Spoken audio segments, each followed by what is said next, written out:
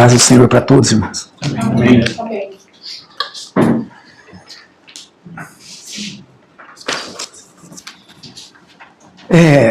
Hoje é um dia oportuno, né? Um dia de ceia. E já 2 semanas que eu estou olhando para um texto aqui, e toda vez que eu vou deitar eu falo com Deus de uma forma que nós temos que pensar muito em realmente voltar para Deus de fato. Porque estar na igreja é uma coisa, estar em Deus é outra coisa. Né? Nós vemos igrejas lotadas de hereges aí. E são as que mais tem gente. Jesus falou, todo ramo que estando em mim e eu nele, esse dá muito fruto. Ou seja, se eu não estiver nele, não dá fruto. Você não tem como ficar longe de Deus, porque Deus está em toda parte. Mas você não está em toda parte. Então, você não é absoluto, você não é onipresente, então você não pode estar em todos os lugares. Senão, se você fosse onipresente, você poderia dizer, não tem como, Senhor, não ficar em mim, porque eu estou em toda parte, onde o Senhor está, eu estou. Então, Jesus pode estar em toda parte, mas nós não. Então, é necessário que Ele esteja em nós. E é uma linha muito fina, ou muito tênue aí, para saber se Ele está ou se Ele não está. E hoje nós vamos falar sobre um povo, o povo de Israel, né, que a gente tem sempre falado da desobediência dele, né, pregando sobre Neemias, né? É um povo que desobedeceu a Deus desde quando Deus salvou eles do Egito. De lá para cá, eles talvez assim nunca reconheceram de fato o que Deus fez para eles. Porque quando você reconhece de fato que alguém fez para você, você é grato. E Deus sempre veio exortando, mas graças a Deus que Deus também é misericordioso. Então, olhando a vida desse povo, e aqui eu não estou fazendo nenhum ato assim de maldade contra o povo de Israel, eu estou mostrando o ser humano. Eu estou mostrando o povo antigo, o início, né, do povo de Deus, que é o Israel. Mas nós não somos diferentes. E a gente vai ver aqui que nós talvez não somos diferentes. E assim como Deus exortou aquele povo para que voltasse para ele, e o povo endureceu o coração e não voltou. E aí eles tiveram muitas complicações, sofreram demais com o silêncio de Deus.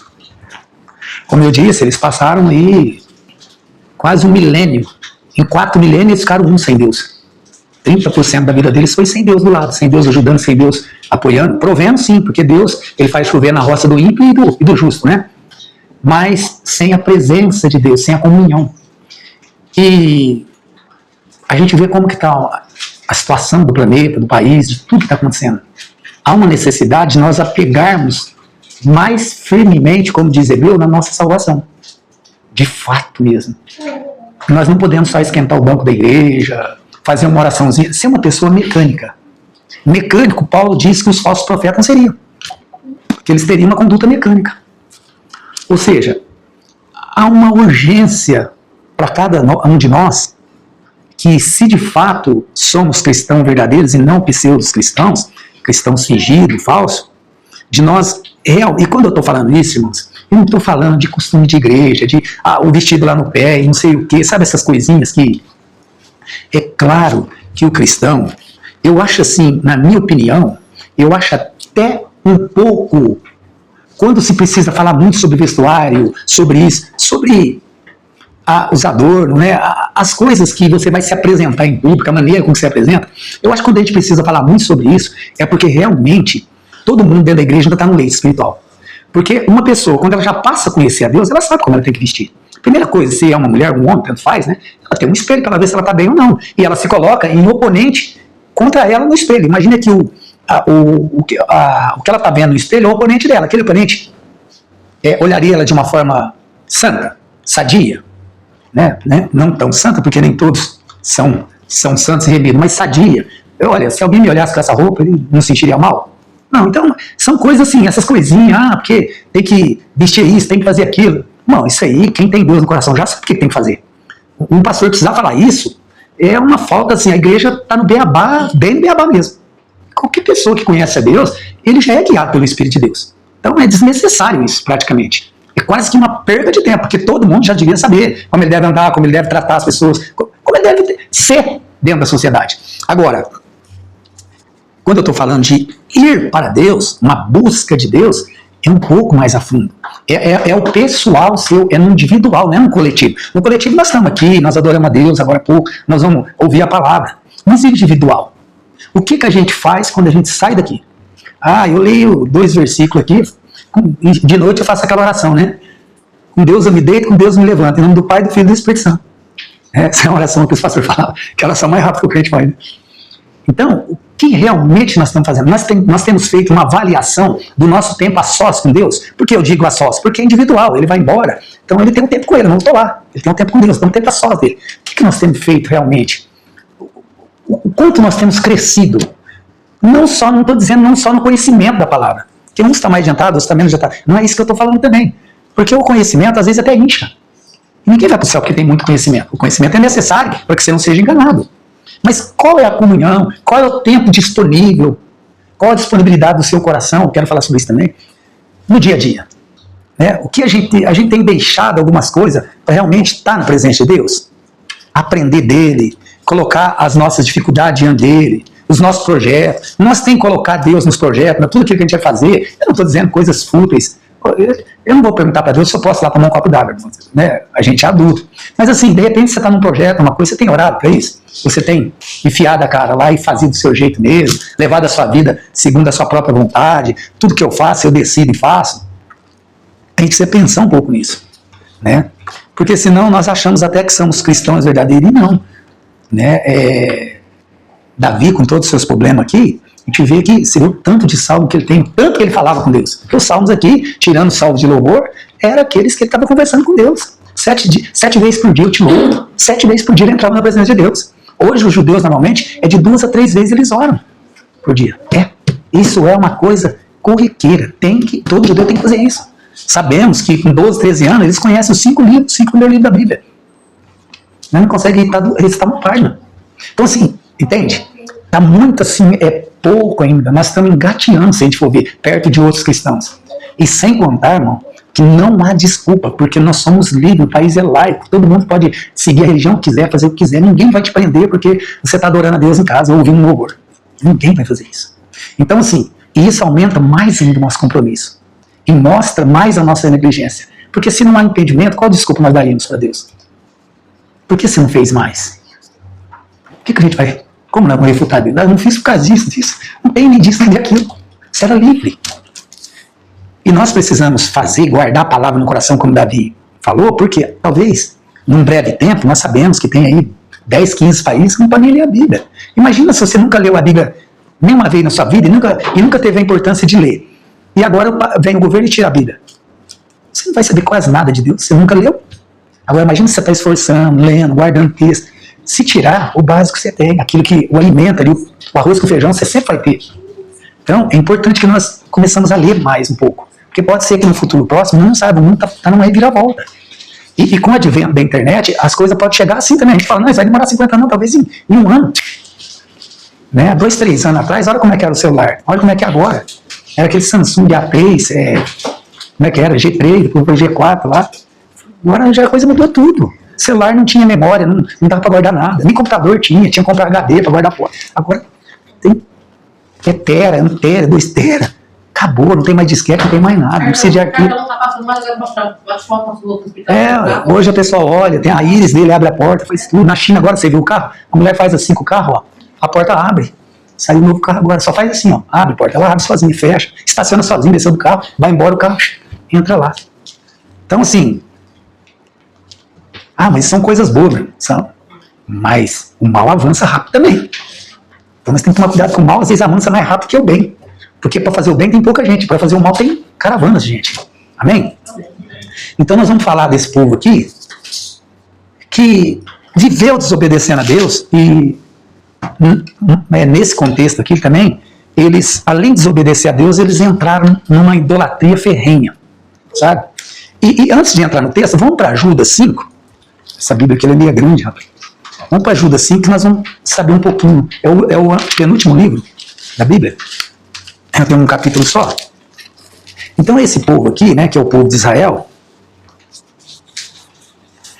olha o que aconteceu na vida desse povo. Ele fala um pouquinho só nesse capítulo, olha. Quero, pois, lembrar-vos embora já esteja ciente de tudo, uma vez por todas, que o Senhor, tendo libertado um povo, tirando-o da terra do Egito, destruiu, pois, os que não creram. Irmãos, para pensar um minuto. Imagina tudo o que Deus fez para esse povo. Tudo. Eles ficaram 40 anos no deserto, não precisaram nem trabalhar. Você já imaginou se você não precisasse trabalhar por 40 anos? Comida, bebida, tudo de graça. Ou seja, literalmente ali Deus proveu 100%. Eles nem trabalhavam, eles comiam e bebiam. Você sabe qual que era a atividade deles depois? Era fazer um bezerro de ouro, era blasfemar contra Deus, era reclamar. Imagina uma pessoa dizendo para você, olha, você não precisa trabalhar, eu vou te dar comida, bebida, tudo que você precisa. E você viver em reclamação ainda. Um povo que viu os milagres de Deus, que viu todas aquelas pragas que nós pegamos aquela semana, que viu a mão de Deus livrando todos os primogênitos deles, nem morreu, que tirou eles com o braço forte do Egito, atravessou o Mar Vermelho, viu aquele mar imenso abrir, e não honrar a Deus, nem assim. Eu fico pensando, nós que não vimos nada, hein? Pode ser que nós entramos numa dificuldade até maior que eles. E olha, irmãos, a gente está olhando esse povo aqui, não pense você no coração, não, esse povo aí não valia nada mesmo, era rebelde. Nós não somos muito diferentes, não, irmãos. Porque nós temos que entender que a nossa métrica de medir a nossa comunhão com Deus não pode ser a nossa. Quando você fala assim, ó, será que eu estou bem com Deus, estou bastante comunhão, eu tenho buscado a Deus, você tem que olhar para Cristo. Aliás, se você olhar para os discípulos, a gente já fica envergonhado. Porque eles morreram tudo por causa do Evangelho. Por causa não, pelo Evangelho. É pior ainda, pelo Evangelho. Ou seja, eles ofereceram as suas vidas como libação por amor ao Evangelho. Nós não oferecemos nem tempo para Deus. Imagina se Deus pedir a vida, olha, Derek, eu acho que eu quero que você me honre nessa noite, eu quero que você entregue a sua vida agora. Que caos não seria, que desespero, que pranto, hein? Todo mundo estaria orando, pedindo a Deus para não fazer isso. Senhor, não faça isso com ele, é tão bonzinho. Olha que interessante. O 6 diz assim, ó.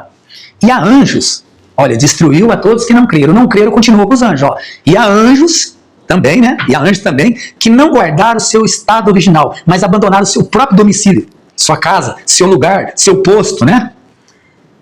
Ele tem, ó, o que ele tem feito com esses anjos? Tem guardado sob trevas, em algemas eternas, para o juízo do grande dia. Também, não diferente disso, como Sodoma e Gomorra e as cidades circunvizinhas, que havendo se entregado à prostituição como aqueles seguindo após outra carne, são postas, por exemplo, do fogo eterno, sofrerão punição. Que coisa, né? Terrível. Eu fiquei pensando no povo de Israel, ou melhor dizendo, né? Como o ser humano é difícil, hein? Não há nada que satisfaz o ser humano. Nem o próprio Deus, que é dotado em toda sabedoria, em todo conhecimento, que conhece quantos cabelos nós temos na nossa cabeça, ele não consegue agradar nós. Imagina um semelhante. E ele não consegue agradar, não é por falta de ser dotado para isso, mas por causa que quando uma pessoa ingrata, é rebelde, é impossível agradá-la mesmo. Quando ela endurece o seu coração, nada para ela. Nós vamos ver isso também no texto. Então, vamos orar. Senhor nosso Deus, nosso Pai Todo-Poderoso, nós te agradecemos, Senhor, primeiramente pelo fôlego de vida, pela saúde, porque se nós não estivéssemos saudáveis aqui, Senhor, como nós poderíamos aqui estar na sua presença, ouvir a tua palavra, Senhor? Que o teu Santo Espírito, Pai, guie, Pai, essas palavras que vão ser lidas, Pai, e que nos oriente dentro de cada coração aqui, Pai, e que não fique só no campo das ideias, Pai, mas que nós saímos daqui, Pai, com desejo no coração, Pai, assim como o Tiago disse, e que nós não sejamos ouvinte negligente, Pai, mas que saiamos daqui, Pai, e para sermos, Pai, operoso praticante, Pai. Ou seja, Pai, não adianta nada nós ouvirmos a Tua palavra e não praticar, Pai. Não adianta nada. A nossa casa espiritual, quando vier as chuvas, Pai, elas serão derrubadas. Então, para que a nossa estrutura espiritual, Pai, seja robusta, Pai, bem estruturada, nós precisamos, Pai, praticar a Tua palavra, porque não faz sentido ter uma lei, Pai, para não ser praticada, Pai. Se não há prática da lei, a lei fica obsoleta, Senhor. Então nos ajuda, Pai, a praticar a Tua palavra, Senhor. Cada um, Pai, com a sua porção, cada um, Pai, com a capacidade que o Senhor dá, Pai. O Senhor sabe que um produziu um talento, outro produziu 2, outro produziu 10, Pai. Mas todos o Senhor chamou de servo bom. Mas aquele que não produziu nada, o Senhor chamou de servo mau, Pai. Então que nós tenhamos esse conceito na cabeça, Pai. Que aquele que ouve a Tua palavra e não pratica, ele continua sendo um servo mau, Pai. E nós não queremos, Pai, que o Senhor nos chame de servo mau, Pai. Então nos ajude, Pai, nessa noite a praticar a Tua palavra, Pai. E a mudar, Pai, o nosso conceito, Pai, a nossa métrica de medir a comunhão contigo, Pai. E que nós possamos cada vez mais espelhar no Teu Filho, Pai. Porque só Ele é perfeito, Pai. E só nele o Senhor tem prazer, Pai. Nos ajuda, Pai, como Paulo disse, sede meus imitadores como eu sou de Cristo, Pai. Que nós possamos ser como Paulo, Pai. Imitar o Teu Filho, Pai. Que só fez a Tua vontade, Pai. Em nome de Jesus. Amém. Nós vamos ler Isaías 57.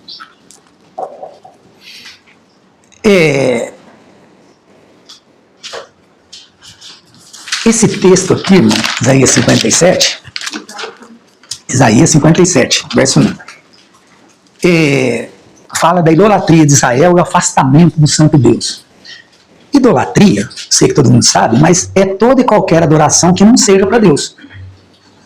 Então, tudo aquilo que você devota com todo o seu ser, que não seja para Deus, é uma idolatria. Então vamos lá. Isaías começa aqui mostrando a bênção de Deus para os justos, os retos. Então ele mostra o caminho que nós vamos ter, né, o local de habitação. Então ele diz assim, ó, perece o justo, morre o justo, e não há quem se impressione com isto. E os homens piedosos são arrebatados, sem que alguém considere nesse fato, pois o justo é levado antes que o mal venha. O que estava acontecendo aqui? Esse povo estava tão cego, irmão, que eles desprezavam os profetas, desprezavam a pessoa justa, eles estavam tão dentro da idolatria, que quando um justo morria, eles faziam até pouco caso. Faziam pouco caso das profecias. Lembra quando Jeremias faz a profecia e diz assim, olha, vocês têm que ouvir, porque vocês vão cair, Israel vai cair, e Nabucodonosor vai levar vocês para o cativeiro. Eles desprezaram. Eles não fizeram conta da profecia. Imagina, para uma pessoa chegar a desprezar uma profecia de Deus, é porque ele está numa treva medronha mesmo. Não há luz nenhuma pessoa dessa. E Isaías então fala, olha, vocês não fazem caso dos profetas, não fazem caso quando morre um homem justo, vocês nem noticiam, nem ficam sabendo, nem dá o alarde. Só que tem um detalhe, o justo, ele só é levado antes, ou ele só morre jovem, ou morre cedo, ou morre no momento que a gente fala, nossa, mas era tão novo, tão saudável, por causa que Deus livra ele de um mal maior. E aqui esse mal era o cativeiro que eles iam participar. Eles achavam que porque eles estavam vivos e o justo morreu, eles estavam numa situação melhor. Não. Deus estava livrando as pessoas mais justas ali, porque o cativeiro estava chegando. E alguns dos justos e dos profetas que não coisaram, não chegaram a ir para o cativeiro. Uns foram trabalhar para reis, outros se isolaram, Deus deu escape para eles, alguns que sobraram, né? E ele diz, olha, eles entram na paz e descansam no seu leito e andam em retidão. Então aqueles que andam em retidão, ele descansa em paz. Essa é uma garantia que Isaías está dando para a pessoa que anda em retidão. Lá em Hebreus 4:12, se não me falha a memória, fala também que nós que cremos descansaremos em paz em Deus. Simples assim, né? Continuar crendo, você vai descansar em paz, como esse justo aqui. No verso 3, mas achegai-vos, aí aqui ele faz um chamado para uma acusação terrível contra os judeus ali, né? A turma de Judá, que era o reino do sul, né? Quando Jeremias faz essa profecia, faz para o reino do norte. Eles ficam sabendo e também não ouvem. Vai também, na segunda leva. Vai também para o exílio. Aqui então, ele fala assim, olha, vocês não se impressionam quando morre um justo, mas deixa eu falar uma coisa para vocês. Vem cá para mim. É o que ele está dizendo. Mas chegai-vos aqui, vós, ó filhos da agoureira. Agoureira aqui seria filhos da adivinhação, filhos de feiticeira. Descendência da adúltera e da prostituta. Aqui tem uma versão que fala descendência da adulterina, descendência adúltera. Lembremos, irmãos, eu comecei a pensar nisso aqui, o povo de Deus começou na onde? Lá em Abraão. Abraão veio da onde? De uma terra adúltera. que adorava Deus e tal. Deus está dizendo assim, olha, vocês pensam que vocês acham que é alguma coisa? Eu formei vocês. Eu tirei vocês lá através de Abraão, lá de Ur dos Caldeus, onde todo mundo ali adorava os deuses, eram adúlteros, todos eles. Eu tirei vocês de lá, do meio dos heteus, dos cananeus. Eu fiz vocês serem o que vocês são. Vocês acham que eu não sei que vocês são filhos de feiticeiros e de adúlteros? Aí ele continua dizendo o seguinte, olha, Deus através da boca do profeta, diz assim, ó, de quem chasqueais? Ele fez uma pergunta, de quem vocês zombam? De quem vocês acham que vocês estão zombando? Eu conheço vocês, a origem de vocês. Vocês sempre foram isso. Salve quando eu salvei vocês e quando eu ensinei vocês. Para não ser assim. Mas é a origem de vocês. Vocês só estão lutando para isso. A lama que vocês gostam de estar. Aí ele fala, de quem vocês chasqueais, né? A palavra aqui é zombar de Deus, né? De quem vocês chasqueais? Contra quem escancarais a boca e deitais para fora a língua? Sabe o que é isso aqui, irmãos? É assim. Você lembra quando a gente era criança, que alguém mexia com a gente mostrava a língua? Eles estavam parecendo crianças aqui. Zombando de Deus, fazendo fusquinha, mostrando a língua, isso que Deus está falando, sabe? De quem? Vocês estão fazendo isso para mim? Porventura, no 4, né? Porventura não sois filhos da transgressão, ou de feiticeiros e de prostitutas, descendência de falsidade? Porventura vocês não saíram de lá também? Ou seja, vocês acham que vocês é um povo separado? Porque vocês se fizeram assim? Eu separei vocês eram pagãos, tanto quanto todas as nações da terra. Aí Deus vai mostrando, Isaías, né, Deus através de Isaías mostrando, olha, eu conheço vocês, eu sei de onde tirei vocês não são nada. E eles estavam na idolatria, né? Aí eles dizem assim, olha, que vos abrasais, Isaías continua, na concupiscência, junto aos terebintos, debaixo de toda a árvore frondosa, e sacrificais os vossos filhos nos vales e nas fendas dos penhascos. Aqui, nós estamos no verso 5, né? Esses terebintos aqui são arbustos com bastante folhagens. O que estava acontecendo aqui? Eu coloquei aqui. O Senhor, tendo libertado esse povo, tirando a terra do Egito, destruiu os que não creram, como diz, 99%. Segunda Pedro afirma como nós estaríamos nos últimos dias. Nós não vamos ler, mas vocês podem ler em casa. Segunda Pedro 1 ao 3. Depois, Pedro 2, do 13 ao 22. Vai falar tudo o que era. E ali Paulo fala também em Timóteo 4, trazendo para nós a realidade dos hebreus, dos judeus aqui. Paulo diz assim, olha, assim diz o Espírito. Eu parei nessa frase, eu achei muito interessante. Eu vou até abrir aqui, se vocês quiserem abrir, 2 Timóteo 4. 2 Timóteo 4, eu acho que é.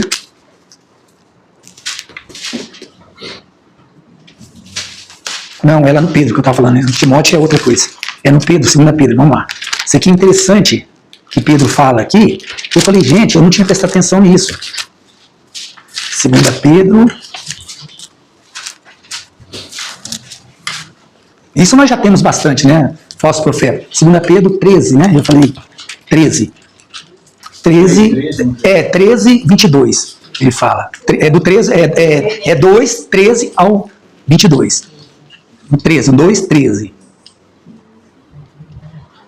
Olha aqui, o que Pedro estava falando aqui dos últimos dias também, né? Recebendo injustiça por salário da injustiça que praticam, considerando como prazer a luxúria, carnal em pleno dia, quais nódoas e deformidades eles se regalam nas suas próprias mistificações, quando banqueteiam junto convosco, tendo os olhos cheios de adultério e insaciáveis no pecado, engodando as almas inconstantes, tendo o coração exercitado na avareza, filhos malditos, abandonando o reto caminho, se extraviaram, seguindo o caminho de Balaão, filho de Beor, que amou o prêmio da injustiça, recebeu, porém, o castigo da sua transgressão, a saber, um mudo animal de carga, falando com voz humana, refreiou a insensatez do profeta. Esses tais são como fontes sem água, névoas impelidas por temporal. Para eles está reservada a negridão das trevas, porquanto proferindo palavras jactanciosas de vaidade, engoda com suas paixões carnais, com libertinagens, mas estavam prestes a fugir, que andam do erro, prometendo-lhes liberdade, quando eles são escravos da corrupção. Aquele que é vencido fica escravo do vencedor, e por aí vai. Então,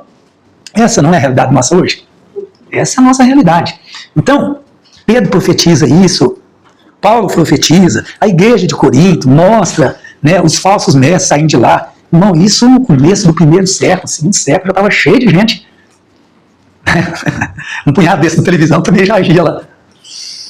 Então, ele, no capítulo 5 aqui, ele fala assim, que vos abrasai na concupiscência dos terebinhos debaixo de toda a árvore? Ele está dizendo assim, olha, vocês, ao invés de me adorar no templo, vocês prestam adoração debaixo dessas árvores frondosas, vocês sacrificam aqui no 5, debaixo dessas árvores frondosas, os seus ídolos, a Moloque, a Será, a Baal, né?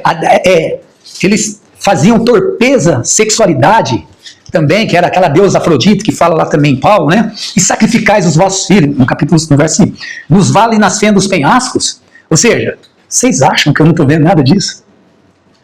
Lembra que ele fala, por que vocês querem zombar de mim? Vocês fazem tudo isso. Vocês acham que eu não estou vendo? Vocês acham que eu não estou percebendo isso? Aí ele fala assim, olha, ele fala assim no 6º, né? Por entre as pedras lisas dos ribeiros está a tua parte. Eu peguei essa parte aqui, eu fui ver que significava parte na Bíblia, significava porção. Chegou a uma estupidez tão grande o povo, que eles estavam adorando pedras. Passou a adorar até pedras do ribeiro. Olhava uma pedra lisa e começava a adorar, fazia dela um Deus. E Deus falou assim para ele, olha, as pedras lisas do ribeiro está a tua parte. O que significa isso? Está a tua parte? Está a tua porção. Vamos lá em Salmos, um pouquinho para trás aí. Salmos 16:5. Olha que legal. Davi fala o que é a porção dele. Ali a porção deles eram as pedras do ribeiro. Já. Loucura, né? Salmo 16:5. O Senhor é a porção da minha herança. Olha a diferença da porção deles, que Deus falou que era a porção deles, que são as pedras lisas do ribeiro, e a porção de Davi. Sobre elas também derrama a tua libação. O que é isso? Derrama a tua libação. Lá em 2 Timóteo 4, quando eu falei que era sobre isso aqui, Paulo diz assim, olha, quanto a mim, já estou sendo derramado como libação ao Senhor. Ou seja, Paulo estava dando o seu sacrifício final a Deus, que era a vida própria dele. Ou seja, Deus está dizendo, olha, vocês entregaram até suas próprias vidas ao ídolo. Não bastasse a idolatria, é dessa forma que eu enxergo vocês. E sobre essas pedras está a tua parte, e essas cairão em sorte. Essa será a sorte de vocês. Sobre elas também, derramas a tua libação, ou seja, devota toda a sua vida. Lhes apresenta oferta de manjares. Contentar-me-ei com essas coisas? Claro que não. O 7. Sobre monte alto e elevado põe o teu leito. Para lá, sobe para oferecer sacrifício. Eu estava fazendo a pesquisa disso aqui. Quando Israel pecava contra Deus e entrava na idolatria, eles iam para as colinas, para os lugares altos, para oferecer sacrifícios a deuses. E também, os lugares altos eram também os lugares de sacrifício ao deus Moloque, dos cananeus, dos povos não cristãos, digamos assim, né, dos povos ateus, né, ímpios. Eles também faziam isso. Então, toda vez que Israel ia para um monte, podia saber que ele estava na idolatria, estava em rebeldia contra Deus. Olha que interessante, né? A gente vai pesquisando e vai sabendo por que Deus disse isso. E ali, sobe para oferecer o seu sacrifício. Aí ele fala assim, ó, no 8, de trás das suas portas e das ombreiras dos batentes das suas portas também, né, de trás delas, pois os teus símbolos eróticos, pagãos. Tinha coisa que eles colocavam, ídolos, símbolos, até dentro de casa. Olha como a situação que esse povo estava, né? A perdição, a idolatria, a falta de compreensão de Deus, né? E aqui dá pra gente perceber o seguinte, como que fica uma pessoa quando ela se afasta de Deus, né? Chega ao ponto da loucura de adorar uma pedra. Olha, uma pessoa que por muito tempo caminhou com Deus, conhecendo os preceitos de Deus, as vontades de Deus, a sabedoria de Deus. Por quê? A lei de Deus. Por quê? Lembra que quando Jesus cura aquele cego e os judeus vão interpelar, ele fala assim, olha, na verdade, realmente, Deus deu a lei a vocês, né? Mas vocês são orgulhosos. Ou seja, eles eram detentores da lei. Imagina, olha, é mais ou menos assim, eu preciso resolver isso aqui espiritualmente. Olha, você tem que falar com o Derek. E depois o Derek está numa condição dessa, o conselheiro, aquele que detém toda a sabedoria para me ensinar, todos nós, está numa condição dessa. Deus deu essa lei a esse povo para ensinar as nações. E o povo idolatrava, estava na idolatria mais do que os próprios pagãos. E não é muito diferente hoje, irmãos. Tem muitos lugares que reúnem pessoas que eles não pensam em outra coisa a não ser coisas para si próprio. Nada para Deus. Tudo para mim. Tudo para eles. Você já parou para pensar? No verso 7, no verso 8, né? De trás das portas das ombreiras põe símbolos eróticos, puxa as cobertas. Aqui ele está falando da sexualidade, né? Da sexualidade perversa, daquela sexualidade que era oferecida a Deus também. Então eles faziam amor entre eles ali para oferecer esse sacrifício aos deuses. Né? Lá, acho que é citado lá por Paulo, a deusa Afrodite, né? A deusa do amor, né? Então, olha o ponto que ele chegou. Deus fala da nudez deles, olha. E diz-lhes as tuas exigências.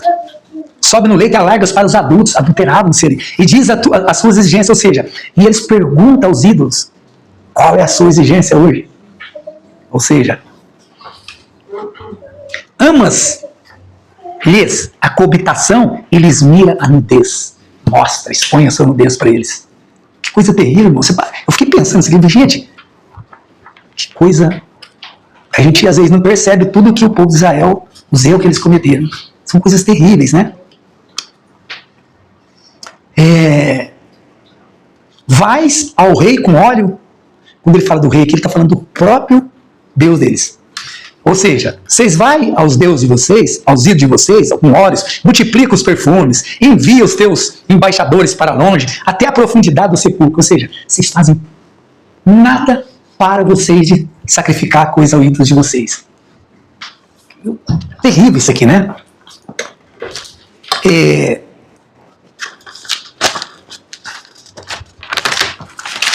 Nós estamos no verso 10 agora, né? Verso 10. Na tua longa viagem te cansas. Olha que coisa interessante. Mas não dizes em vão. É em vão. Tipo assim, vocês cansam, mas não falam assim, tudo que nós fizemos foi em vão. Não recebemos nada em troca desses ídolos. Não temos recebido nada em trocas. A cegueira era tão grande que eles não tinham retorno, mas eles continuavam. Lembra do Baal e dos 450 profetas? Que Elias falava, grita mais forte, talvez o Deus de vocês está dormindo. Chama com mais forte, aí eles se machucavam e gritavam. Chama de novo, quem sabe. Entendeu? Eles faziam as mesmas coisas. Um povo que recebeu tudo de Deus. E nós temos que tomar muito cuidado, porque sorrateiramente pode acontecer alguma coisa com nós. Talvez não nessa natureza, que Deus tenha misericórdia, né? Mas, como diz Cantares 2,15, que a gente tem que apanhar até as raposinhas, porque elas também conseguem destruir o vinhedo. A alegria que Deus pôs no nosso coração, né? Então, na tua longa viagem, te cansas, mas não diz, é em vão. Acha o que busca, por isso não desfalece. Ou seja, irmãos, como é impressionante, como que um ser humano tem uma força, uma robustez para praticar o mal, né? Como impressionante. Como impressionante para fazer uma obra de caridade, lá na Santa Casa orar para alguém, desculpa uma atrás da outra. Mas para fazer o mal, a pessoa tem uma força robusta, ela tem uma força de vontade, né? Ela firma naquilo, ninguém tira ela dali, né? Como impressionante, né? O mal, né?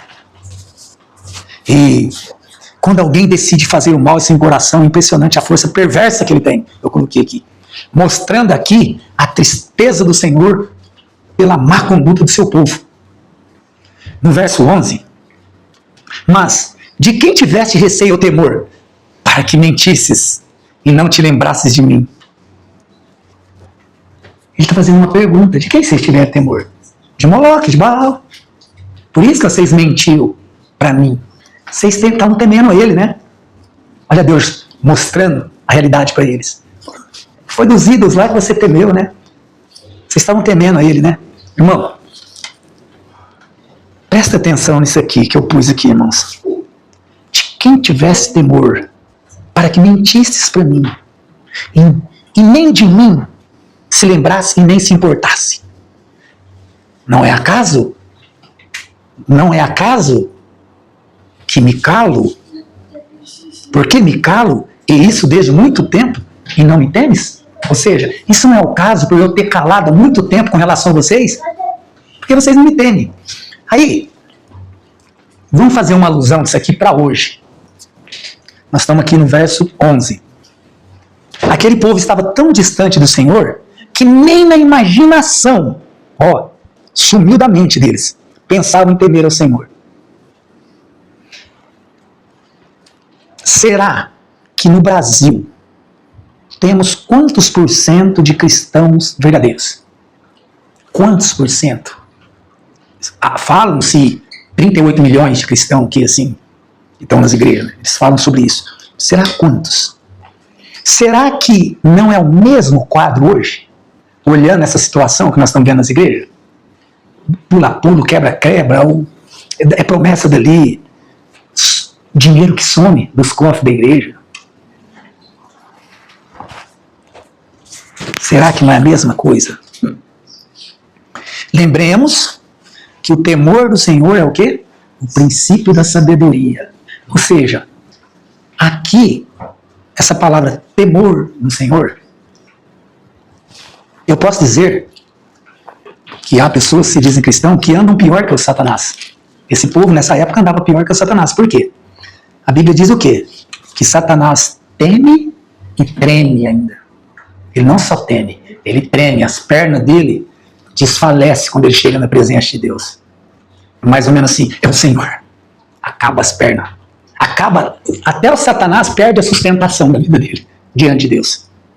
E nós, trazendo para esse povo, trazendo para a realidade, eles conseguiam viver décadas e décadas fora da presença de Deus, sem ao menos falar com Deus. E ainda assim, zombar de Deus, porque a zombaria ali era por causa da idolatria. Mas Deus diz, de quem vocês zombam? Eu estou muito bem. E a situação de vocês? Vocês acham que isso vai me atingir? Vocês estão só fazendo me calar cada vez mais. Mais para frente vocês terão um problema de 70 anos na mão de Nabucodonosor II. Mas graças a Deus que Deus é bom, né? E nós vamos ver a bondade e a misericórdia dele mais para frente. No verso 12, no 11 ainda, o temor do Senhor é a garantia de justiça social. Vamos lembrar do Brasil de novo? Quando você, isso aqui todo mundo sabe, quando você tem juízes que não temem a Deus, você não tem justiça social. E nem justiça na terra, e nem na nação que você mora. Viu como é que é? Você viu a importância do temor do Senhor? Então por que nós estamos sendo subjugados aqui? Porque não há temor do Senhor. Simples assim. Por isso que está tudo difícil. Longe de Deus, está tudo difícil. Clama, e os ídolos não atendem. É assim que o povo fazia. E eles cansavam e tentavam de novo. Chegavam a cansar e não recebiam nada. Mas, como o mal estava ajudando, eles renovavam as forças e lutavam outra vez na batalha. Como eu disse, como o pessoal de Baal lá, né? Então, não há justiça.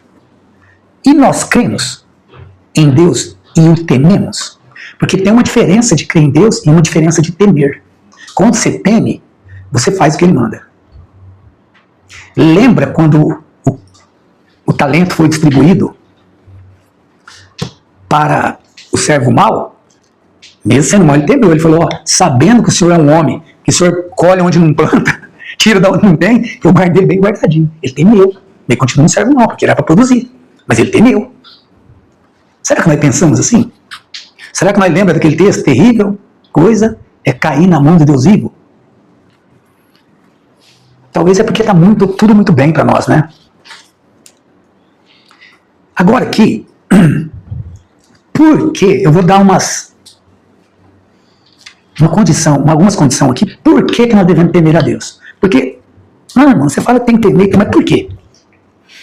Eu vou mostrar quem nós somos e quem Deus é. Aí, depois que vocês ouvirem isso aqui, esse relato, aí vocês fazem uma análise se realmente você deve temer a Deus, depois dessa orientação.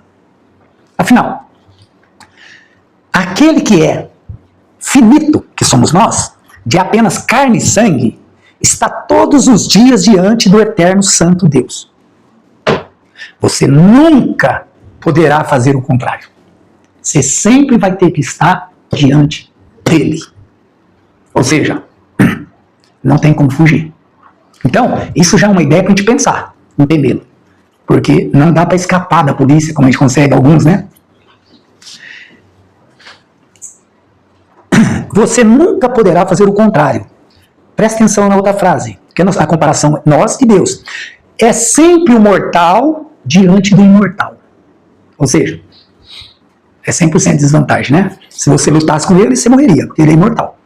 É sempre o mortal diante do mortal. É sempre o menor diante do maior. É sempre o criado diante do Criador. Essa é a condição nossa e a de Deus. Sim. Para a gente ver se vale a pena ou não temer a Deus. É sempre o criado diante do Criador. É sempre o devedor diante do Criador. Porque a nossa salvação, nós temos uma dívida com Deus eterna. Porque nós não pagamos. Foi pela morte de Cristo. Foi por graça. Não foi por pagamento. Para que ninguém se glorie. Então nós somos devedores eternamente de Deus. Sempre o menor diante do menor, né? Sempre serei devedor a Ele. Porque tudo foi pela graça. Sempre o dependente diante do independente. Olha que coisa terrível. Será que a gente imagina todas essas coisas que nós somos e quem Ele é? Assim, a gente se coloca na nossa posição. Sempre o despido diante do vestido de toda a glória. Agora, nós também vestido. Mas é sempre o vestido de toda injustiça, de pé diante daquele que é infinita justiça e perfeição. É sempre o imundo diante do puro. Será que devemos temer a Deus? É sempre o infrator diante do legislador. Poderia citar mais algumas razões, mas só essas aqui já são razões demais para temermos a Deus. Né? Verdade ou não? Da mesma forma que Israel, há muitas pessoas, há muito tempo, por um grande tempo, temeram a Deus, por um longo tempo, e se desviaram. Pode acontecer isso com nós. Vamos o caminho aqui para o verso 14 agora. No verso 13, quando ele fala tudo sobre a idolatria de Israel, ele fala assim, ó, quando clamares a tua coleção de ídolos, não eram poucos, né? Que te livre, Deus diz mais ou menos assim, ó, levá-los-ei a um vento, um assopro, arrebatará a todos. Sabe o que ele está dizendo? Toda essa coleção de ídolos, quando vocês forem a eles, com um sopro, eu arrebato todos. Ou seja, o sopro de um vento aniquila os ídolos de vocês. Ou seja, olha o poder que esses ídolos têm e a estupidez de vocês. Ao ponto, imagina, um sopro. O que um sopro pode levar? Talvez um papel muito leve, uma poeira, né? Uma poeira, não tem domínio nenhum, né? Ela vai cair tudo quanto é lugar. O vento mesmo faz o que é dela. Mas, olha que legal. Mas o que confia em mim, isso é para nós, irmão, herdará a terra e possuirá o meu santo monte. A Bíblia diz que os mansos herdarão a terra. Ele está falando da Nova Jerusalém. E esses que confiam vão habitar. É uma garantia. Vão habitar. E no santo monte possuirá o meu santo monte. A Nova Jerusalém. Que descerá. A nossa salvação está garantida aqui. Todo o restante do texto aqui, Deus chama o povo ao arrependimento. Ele chama ao arrependimento. E Israel, interessante, que eles não se arrependeram. Endureceram o coração. Olha que interessante. E aqui Deus fala assim, ó, dir-se-á, aterrai, preparai o caminho.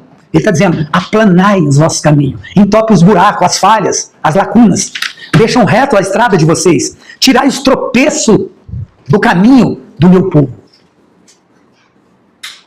Porque assim, Isaías disse isso, porque assim diz o alto. Eu fiquei pensando aqui, irmão, isso aqui foi muito interessante que Deus mostrou.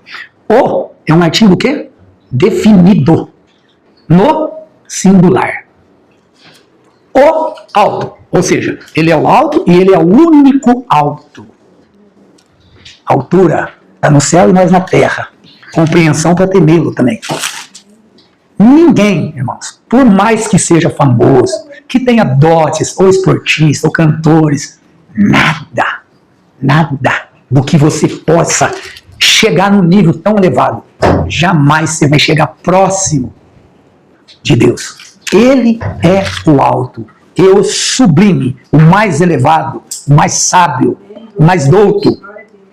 Ele diz o quê? O que habita a eternidade. Não é A com crase. Deus me mostrou isso aqui. O que habita a eternidade. Sabe o que é isso? Não é ele que habita na eternidade, não, viu? É a eternidade que habita nele. Ele é maior do que a eternidade. O que habita a eternidade.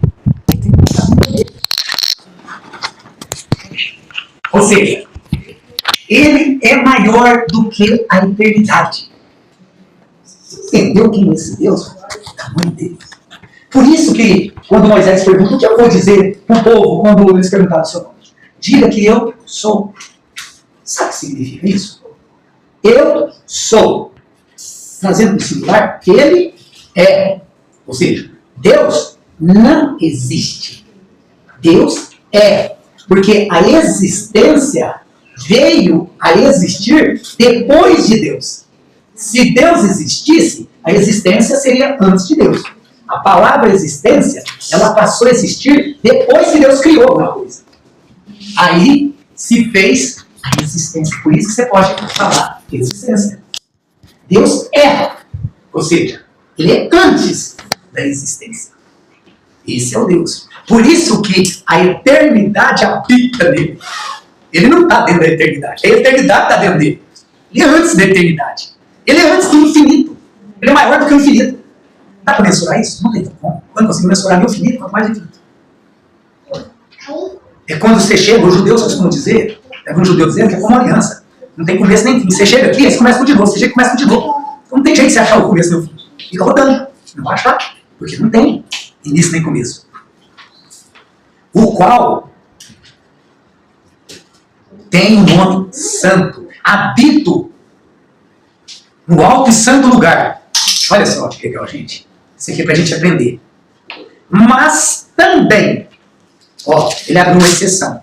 Aqui ele diz que ele é o alto e o sublime, inicialmente. Depois ele disse, olha, eu habito no santo lugar. Mas também, onde ele habita? Mas também habito com o contrito e abatido em espírito, ou humilde. Contrito e humilde de espírito. Para vivificar o espírito dos abatidos. E vivificar o coração dos contritos. Sabe o que ele está dizendo? Que Deus não habita no orgulhoso, não habita no arrogante, não habita no cantor que grava disco, não habita no maior teólogo do mundo. Não habita em nada disso. Ele só habita no seu santo lugar, que é a morada dele, e no coração do contrito e abatido. Só nesses dois lugares. Então, se nós não estivermos nesse lugar que ele habita, podemos duvidar da habitação de Deus em nós. Olha que coisa terrível. Só no coração contrito. Não adianta saber a Bíblia de capa a capa. Ele não habita nessa pessoa. Não vai mudar nada. Se o coração for endurecido, ele não habita. Por que ele está dizendo isso? Porque o povo era rebelde contra ele. De coração duro. Passou a adorar ídolo. Resistia. Chateava de Deus. Zombava. Procurava adivinhos. Feiticeiros. Adorava todo tipo de Deus que chegava. Por isso que ele fala, coleção de ídolos. Pede para eles te livrar. Com sopros eu acabo com eles todos. Mas quem é Deus? E aí no 16, vamos terminando. Não contenderei, aqui ele mostra misericórdia, não contenderei para sempre, nem me indignarei continuamente. Porque do contrário, o Espírito definharia diante de mim. Sabe o que ele está dizendo? Se eu contentei com vocês por muito tempo, eu mato todos vocês. Eu fulmino. Vocês desaparecem da minha frente. Salmo 103. Vamos ver por que Deus... Salmo 103. Olha a verdade de Deus, que coisa boa. Graças a Deus que é assim, né? Vamos recapitular o que ele falou aí, que ele não faz isso por muito tempo. E aqui ele fala de outra forma, mas é da mesma forma quase. Olha que interessante. 103, 9 e 10. Vamos ver aqui, eu acho que é o 9. Olha que interessante. O Senhor, ele não repreende perpetuamente, nem conserva para sempre a sua ira. Ele não nos trata segundo os nossos pecados e nem retribui segundo as nossas iniquidades. Por que ele não faz isso? Porque senão ele fulminaria nós se ele tivesse que fazer isso. É simples assim. Irmãos, parou para pensar o quanto nós somos mal diante de Deus? Ao ponto que se ele fosse corrigir nós, de acordo com o que nós o chateamos, ou o rebelamos contra ele, ou praticamos as nossas iniquidades, ele precisaria nos matar. É o único jeito. Por que a morte? Porque é o bem maior que nós temos. Se nós tivesse alguma coisa maior, também ia também, não como. Deus precisa matar nós para poder punir nós de como nós merecemos. Mas ele disse, eu não repreendo vocês perpetuamente. Porém, ele diz no 20 aqui, olha, você tem que lembrar disso, pulando no 20, depois eu volto. Porém ele diz, ó, mas os perversos, o que ele está dizendo? Mas os perversos ele não viviam. Os perversos, aqueles de coração endurecido, são como o mar agitado, que não pode aquietar, cujas águas lançam desse lama e lodo. Ou seja, as águas agitadas pegam o lodo e a lama e fica revolvendo, se sujando.